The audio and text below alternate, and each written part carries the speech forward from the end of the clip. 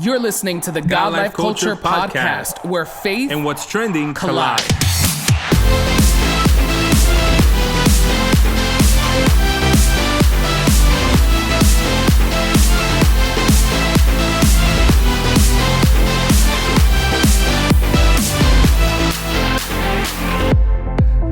Welcome back to the latest episode of the God Life Culture Podcast. This is Eddie. What's up, everyone? This is Miguel, and we are so excited that you are back for another episode of the God Life Culture Podcast. If this is your first time listening, we want you to hit that subscribe button. Yes. We first want to say thank you for listening, right? But True. if you're on and listening, hit that subscribe button. Make sure you are following us wherever you are streaming this podcast. For those of you watching us on YouTube, be sure to subscribe, hit that like button, comment, share, do all of the things that help put this podcast out in front of more people, to help more listeners get engaged with it. And it lets us know that you are listening. True. Very true. So thank you for that, guys. And as always, we're appreciative of everything that we do and your feedback and the likes, to share the comments and all that other great stuff. And especially on a beautiful day like today, we have a very interesting topic to talk about. I think it's a good one because it does bring to conversation something that I feel like we're called to do as Christians, but maybe, I don't know, is there a right or wrong way to do it? Is there a tact to it?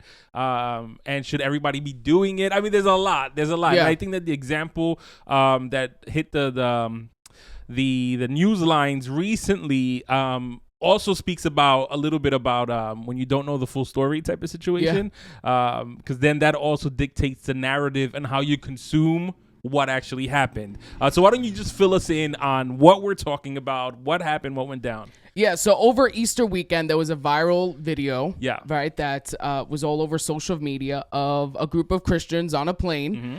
And we see in the footage, we see a man, with a guitar in the aisle of the plane singing "How Great Is Our God" while the plane is in the air. 30,000 feet in the air, and if being up in an airplane, right? The noise, the engine, all of these different things. I don't know, but for me, I don't like to travel on an airplane. I don't not the best at.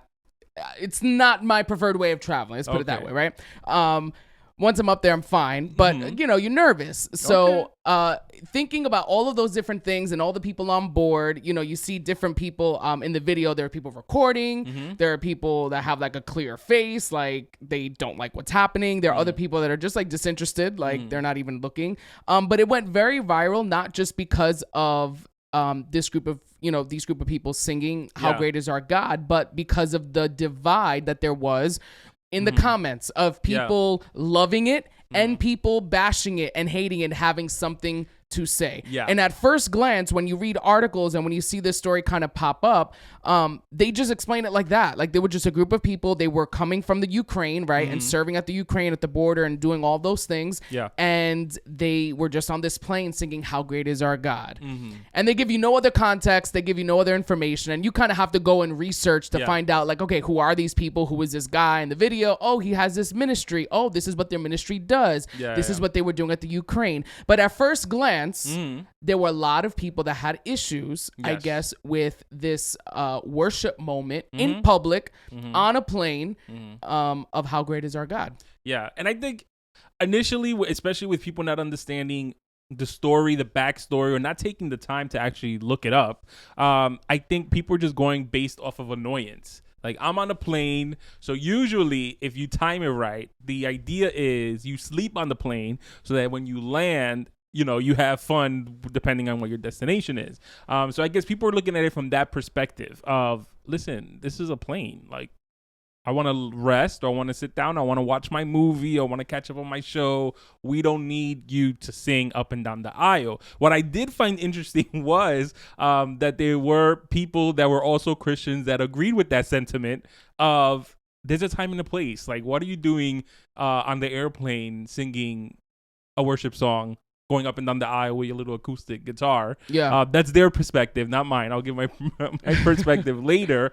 But I think it's very easy to do that. It's very easy to criticize. It's very easy to see a situation and find the negativeness of it and be like, that's kind of like weird. Like, who does that?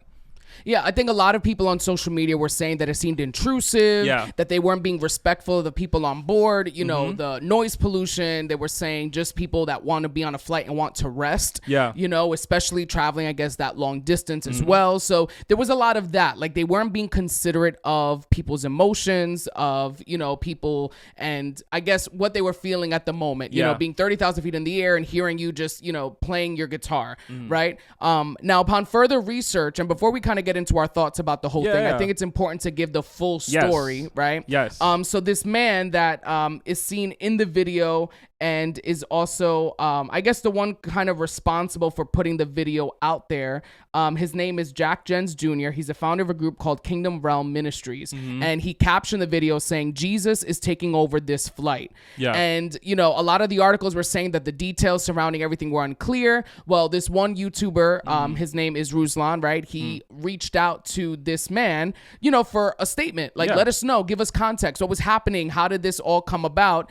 And he gave him kind of the full story, that they were just coming from serving at the Ukraine. They were excited, they were hyped, and they had this idea to sing "How Great Is Our God" in the flight. They spoke to all the people that they needed to speak to as far as like getting permission. So they asked one of the stewardess, right? The flight attendants. They went and spoke to the pilot. The pilot agreed. So like all the workers and people were on board. They announced it before they started singing, like letting everybody know this is what's about to go down. He said the song was about 3 to 4 minutes. He said there were people that were touched on the flight. There were people that took out their phones to record, and that the intention behind it wasn't to cause a controversy or cause a stir or anything like that. It was just a way that they were celebrating, right? The fact, you know, that they just accomplished this mission and this task and everything that they set out to do.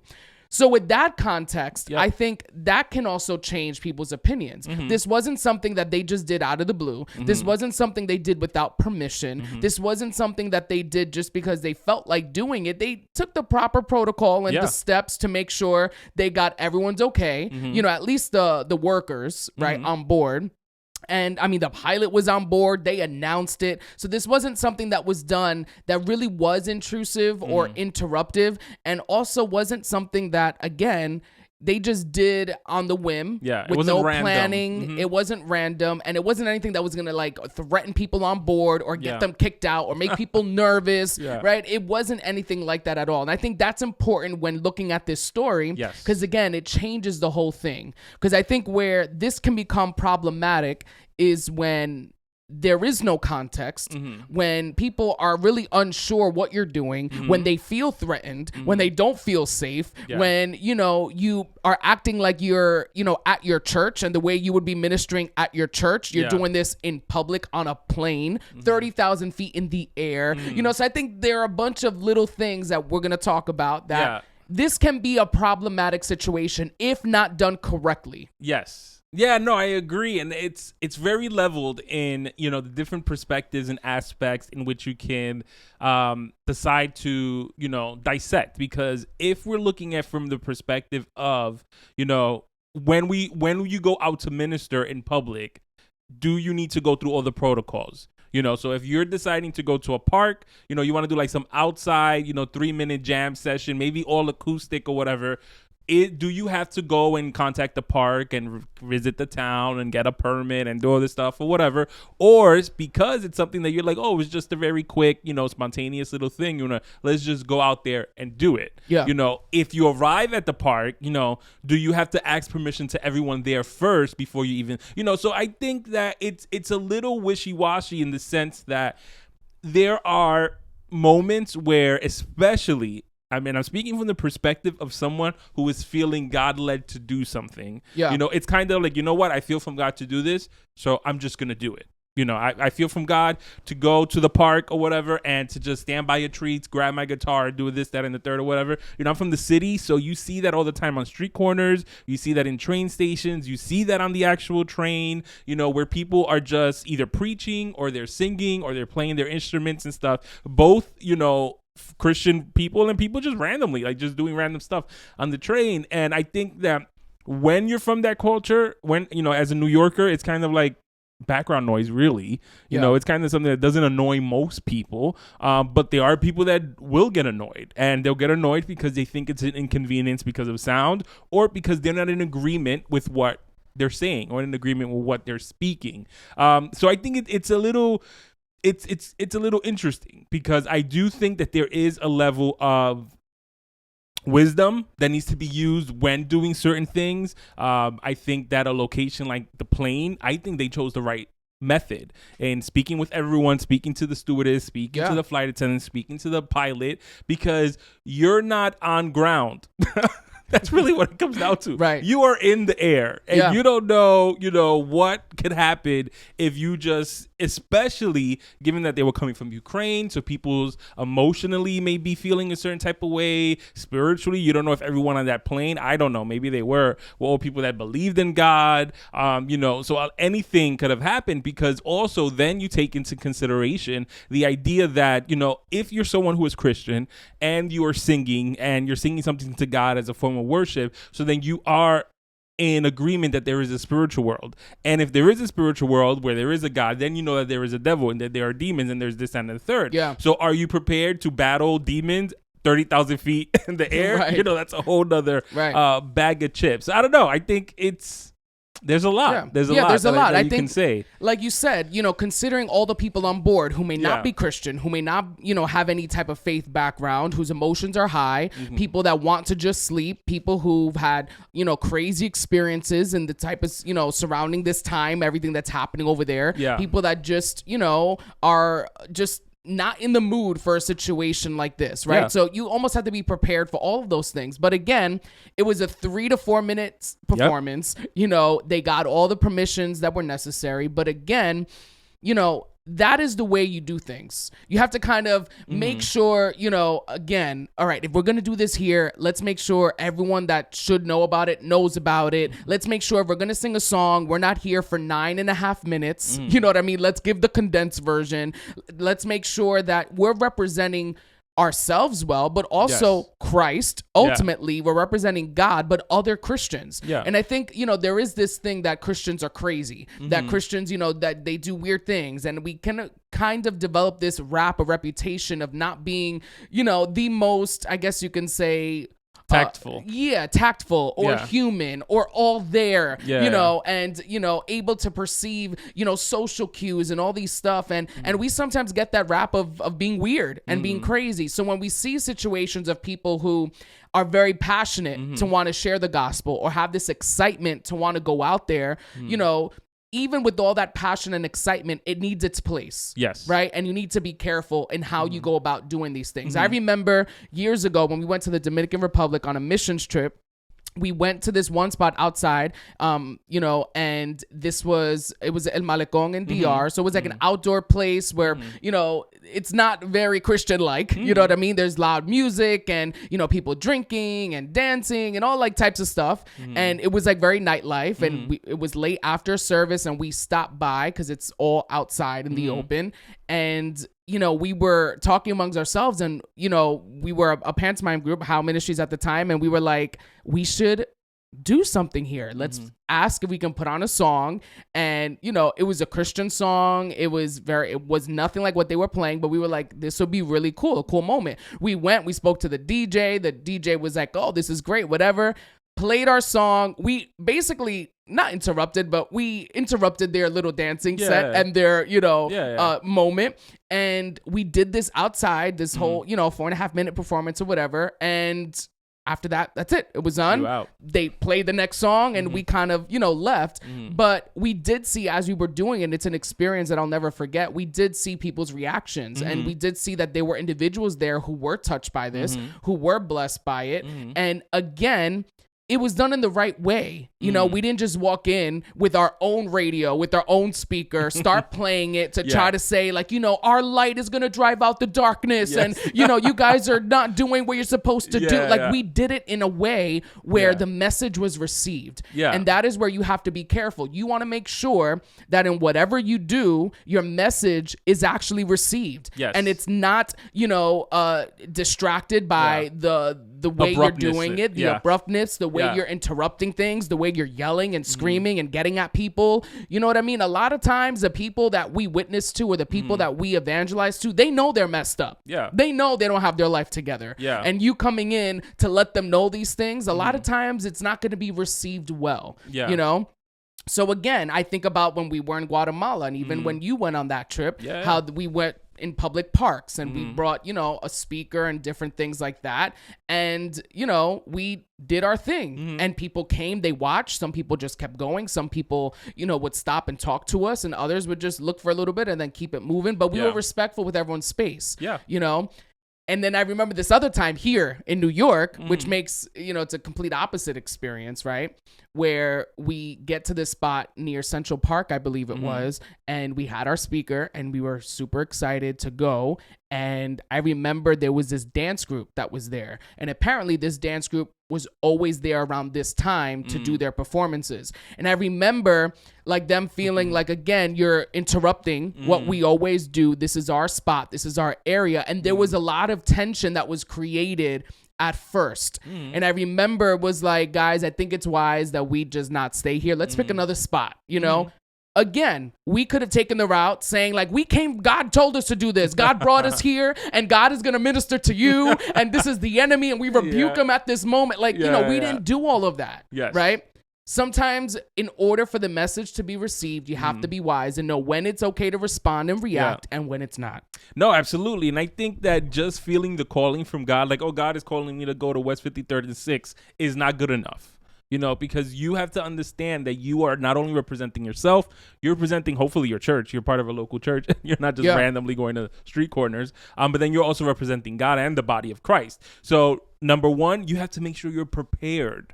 Don't put yourself out there to sing a song or to play an instrument or to preach and you sound and look crazy, because off the bat you already just lost everybody's attention. The other thing is also being wise to understand, like you said, the social cues, what's going on around you.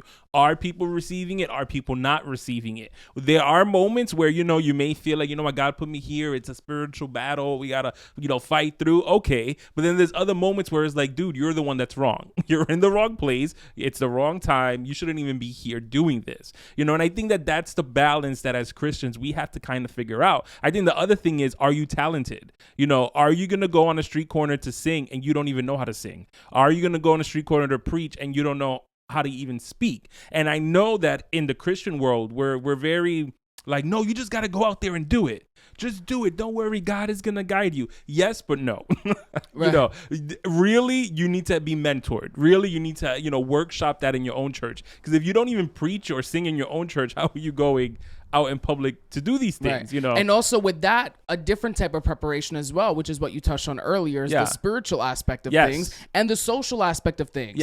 Are you able to have a simple conversation with someone to engage them? Are you able to, you know, defend what you're saying with actual scripture? Do you know the Bible enough to defend that you're saying that Jesus is God and that there's a Trinity and that he's coming back for his people? If someone were to come and ask you and have some questions for you, are you prepared to answer? No, and you also need to know, and it was funny because when you were saying that, it reminded me, there was this one service in my old church. We did an outside service and I had to preach for that outside service. And it's the idea of, first of all, you get nervous for preaching inside. Second of all, when you're put outside to preach, there are different factors that you need to take into consideration, which is general public. You know, there's a difference between the dynamic of someone inside of a church and understanding this is what they went there for, so they know to sit there and just receive the word, versus random people that feel like you're in my space, first of all. So then maybe there's like a heckling situation, like a back and forth conversation. Or third, like I remember this one person came, there were a homeless person that came for prayer, whatever, you pray for them. But then they're like, yeah, can you give me $5? Like right in front of everybody. Do you have the wisdom to now navigate that and move that person to the side and address that situation differently? Or you're like, nah, that's not what we're here for. And then you like crush their spirit, or you make them look stupid in front of everybody. You know, there's different things that you have to really know and understand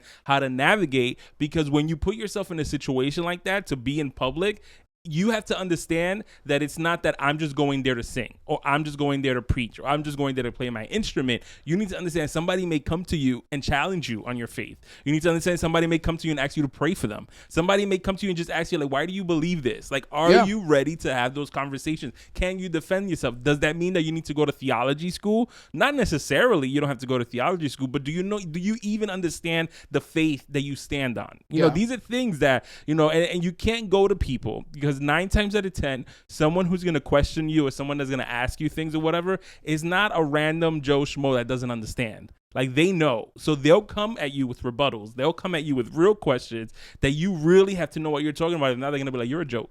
Like, go play this somewhere else. Like, what are you doing? Yeah. And it's important to also understand your location, right? And where you're doing this at. Yeah. So whenever we went on missions trips, right? And it's funny because this conversation is very close to, you know, missions trips, because you're doing the same thing. Yeah. Right. So it's this idea that whenever we would go to a mission, a location, we would kind of talk about the culture and talk to people who were there and who were involved and who knew the interactions, and, you know, try to stay away from these type of songs or music. They won't get it. They won't catch on. You know, these are some social cues. These are, you know, they don't really do handshakes. They do this instead, and all of those things. Well, if you're here in your local town, city, whatever, doing this, there are rules that you should be aware of. Yes. For instance, even in our church, we could have service inside. The minute we want to take our service and do it in our parking lot, that's in our property, we cannot do it. We are breaking the rules of our town. So if police were to come, especially after a certain time.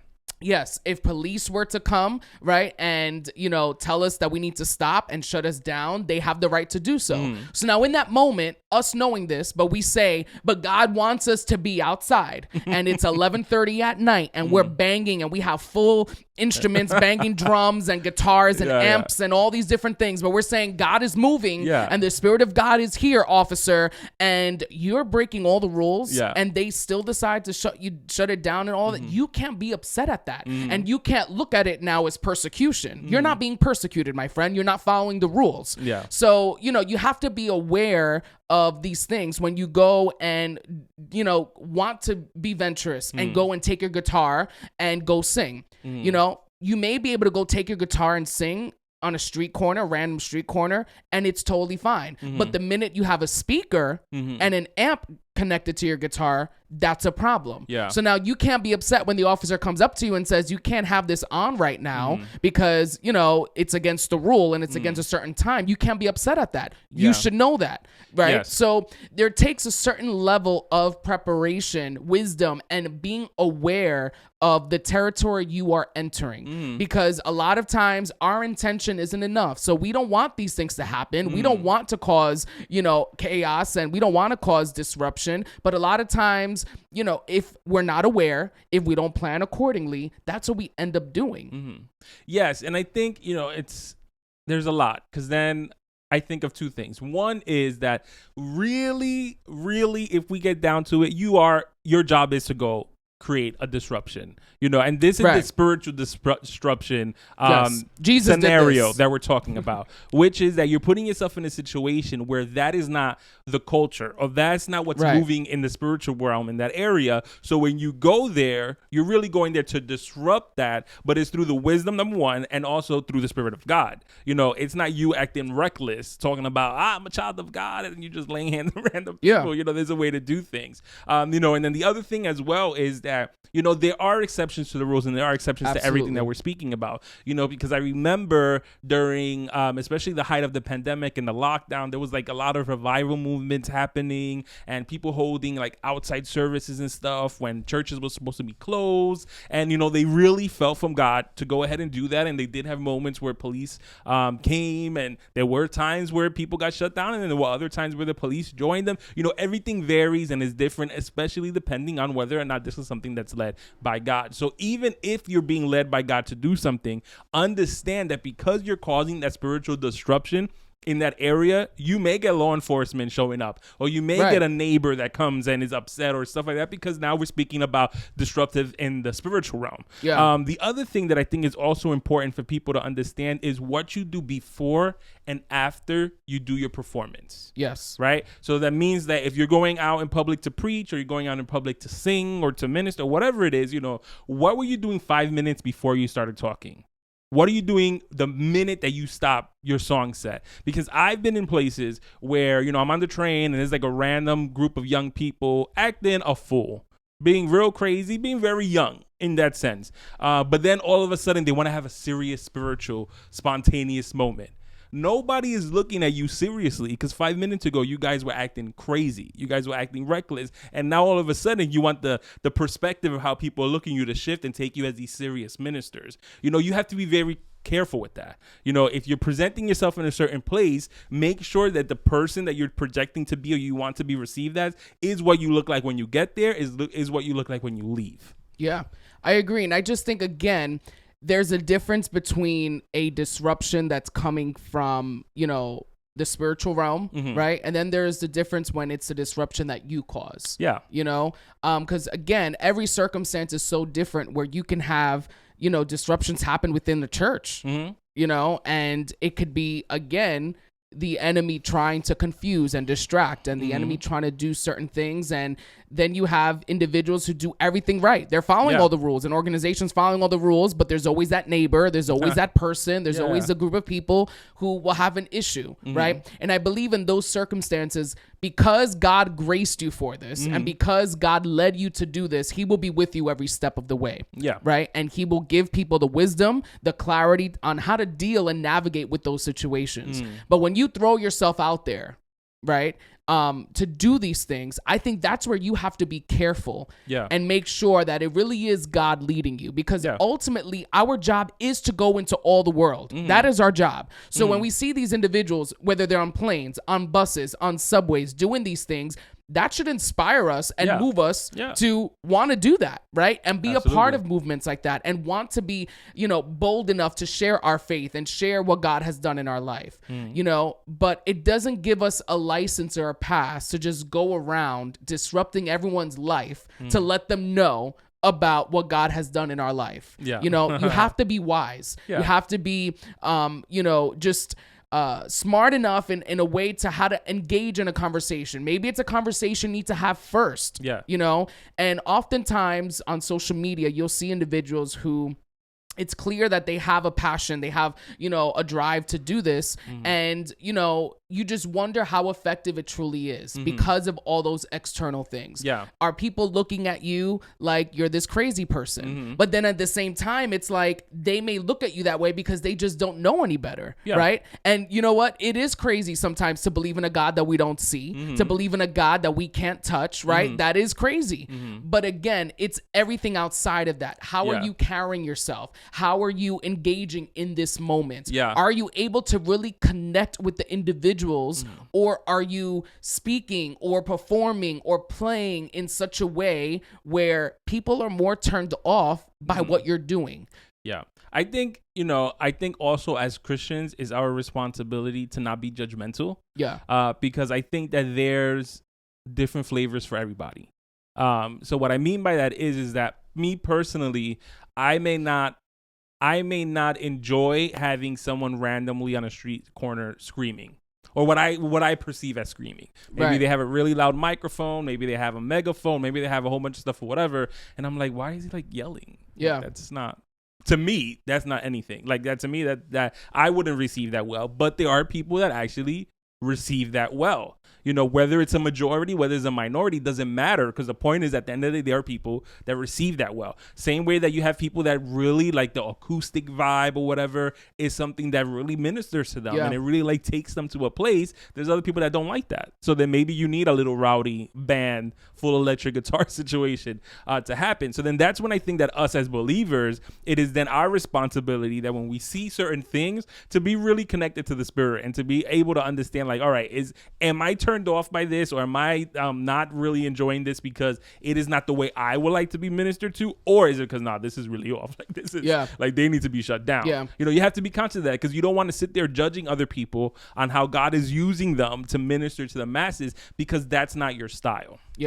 And I think it's important to remember that, because I remember listening to this preacher that was talking about, I guess his life before serving the Lord, and how there was this one moment that he was real low in his life and really going through it. And he said that he was in his apartment in the city and had the windows open. And he said that all of a sudden he starts hearing, like from a megaphone, like someone start like screaming and yelling, but they're preaching in the street corner. And he said it was everything that he needed to hear in that moment. So his come to Jesus moment was in his room, listening to someone maybe down the block or a few blocks away, blaring on a megaphone. That was his come to Jesus moment in his house, that he knew, like, I need the Lord. I need God in my life. Now, for those individuals who were around him, around the person screaming and blaring this, they probably were not his fan. They probably did not like him at that moment, or were annoyed. Yet he probably till this day doesn't know that there was someone blocks away that was going through a crisis, going through something, that heard this and was ministered to by it.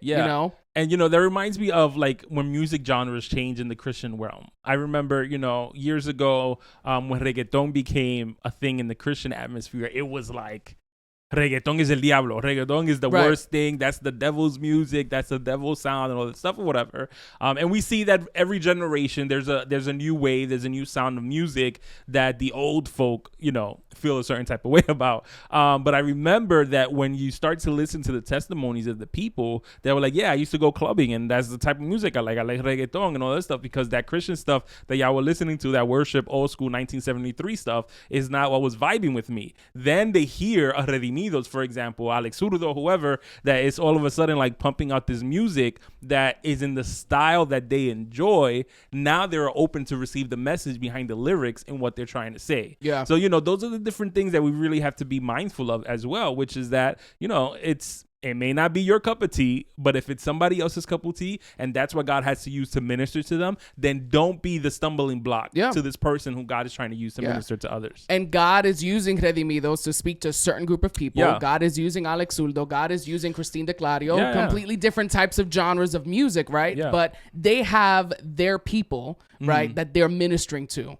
And, I believe also it's important to just recognize that even in our lives that, there are different ways that we can evangelize and different ways that we can reach people. For some people, that is going in a street corner with the megaphone. For others, that is bringing their guitar to, a park and playing outside. For other people, it's doing an open mic night and, presenting their song, their poetry or something at an open mic night, right? There's so many different ways that we can reach people, right? And I think the crux of the conversation is making sure that in whatever way, whatever avenue we are, trying to reach individuals and share the gospel with them, that we are doing it under the guidance and direction of God's Spirit. That we are being led by Him. Because even when we are led by Him, and even when, we have His Spirit with us and His anointing and all of these things, and we're called to do this, there will always be problems. There will always be situations we have to navigate. There will always be attacks of the enemy. So imagine, even with God on our side and being obedient,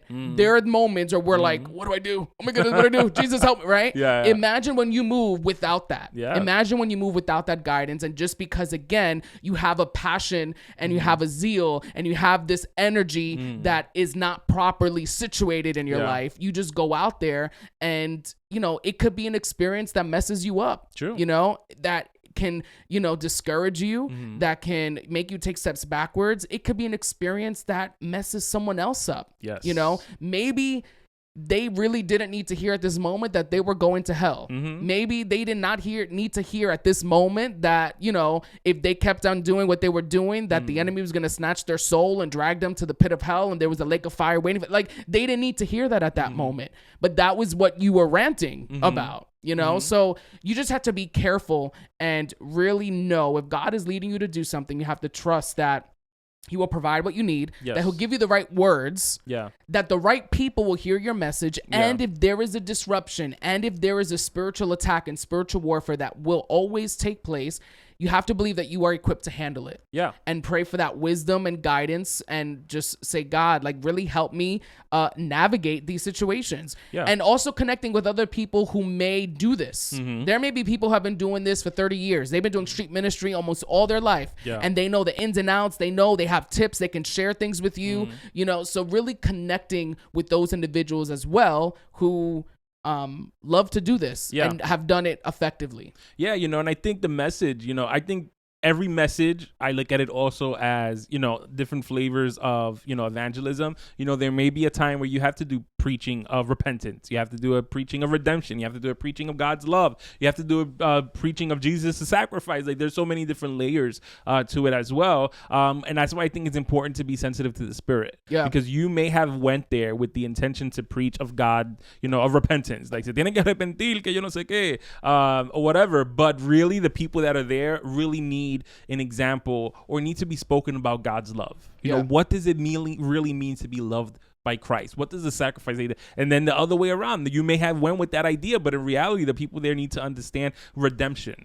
Like, it is okay that you messed up, you know, but right now God is giving you an opportunity. Like, you have to be really aware of all those things. Yeah. And it's the same thing when you preach in your church. You maybe spent the last 2 weeks preparing a message, and when you got there and you felt it in your spirit that, wait, something is up in this, you know, something's up in the spiritual atmosphere, you know, I may need to shift it. Yeah. You know, you have to be open to those things. It didn't matter that you prepare for 2 weeks. You know, what happened is that maybe there was someone that arrived that they weren't supposed to be there that day. And all of a sudden, God made the way, and now they're there. So now it's your responsibility to bring the word to them the way that they need to receive it, so that they walk away with a little bit more of Jesus in their heart. Yeah. You know, and those are all things that are difficult. Sounds easy. It sounds like, oh yeah, I'm just going to switch it. Let's go to Corinthians 13 verses 1-4. Like, not everybody has the flexibility or spiritual dexterity to do that. Yeah. You know, there's this famous quote. It says, preach the gospel, and if necessary, use words. Yeah. Right.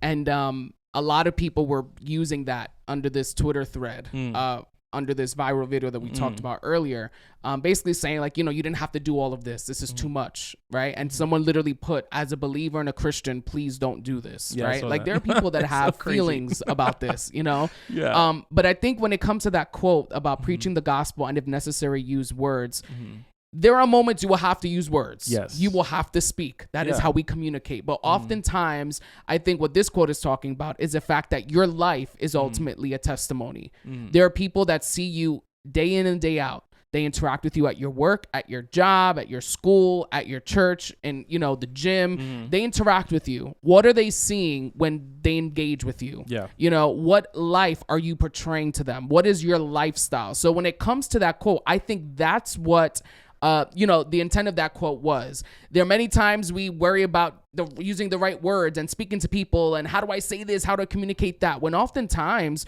it's really your life that people are looking at on a daily basis. Yeah. So you can talk to them all day and night about the gospel, but if your life isn't portraying that, or if you just aren't a nice person, if you don't say good morning to them in the morning, if you just, you know, you pass by them and you don't even say hello, but then you want to invite them to a church service, it's like, you know, again, the gospel is much more than, you know, all of that. It's your life. It's how you portray Jesus. It's how you represent Jesus in your life, in the little interactions that you have in your day-to-day life. Yeah. So it's not necessarily the moment you're at church preaching. It's not when you're in the street corner. It's not when you are, you know, with your guitar or your instrument outside in a park and evangelizing. It's your life that everyone sees day in and day out. How are you representing him? Yeah, you know, and through the whole conversation, even before we started speaking, I kept thinking about the scripture that's in 2 Timothy 4, and I had to pull it out my phone because I'm Spanish. I know my Bible in Spanish. I'm like, how do you say that in English?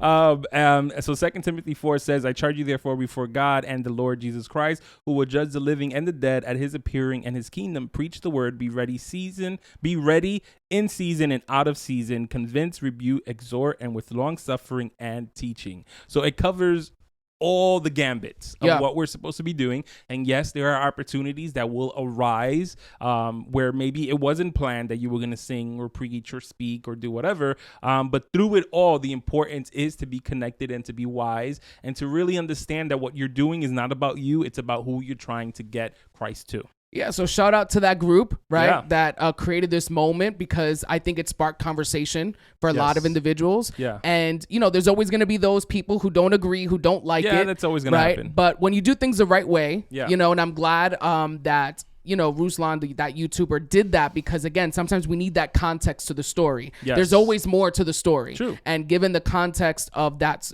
situation, they did what was right. Yeah. So I think that should be an encouragement to us, an inspiration to us to, when we have that goal, that vision, or that idea, to execute it in the best way possible, in the right way. Yeah, and you know what? We encourage everyone. Like, this summer seems to be the summer where everybody's like, free at last. We're going to do whatever we want. Try to, put some like really smart, wisdomful evangelism out there, because it's true. At the end of the day, that's what we're called to do. And being, only speaking about God in the four walls of your church is not good enough. So if you want to go out there and you want to do something creative and you want to do something impactful, by all means, go ahead and do it. But be sure to use wisdom, to be guided by God, and to give your best. Yes, definitely. So thank you so much for tuning into this conversation today on the God Life Culture Podcast. Be sure to follow us on social media at God Life Culture Podcast. We are on Instagram and Facebook. Follow us or find us on YouTube at God Life Culture Podcast. Subscribe to us there. If you are listening to us, you can check out the visual on YouTube as well. Thank you so much to all of our new listeners and all of you who are joining us on this journey.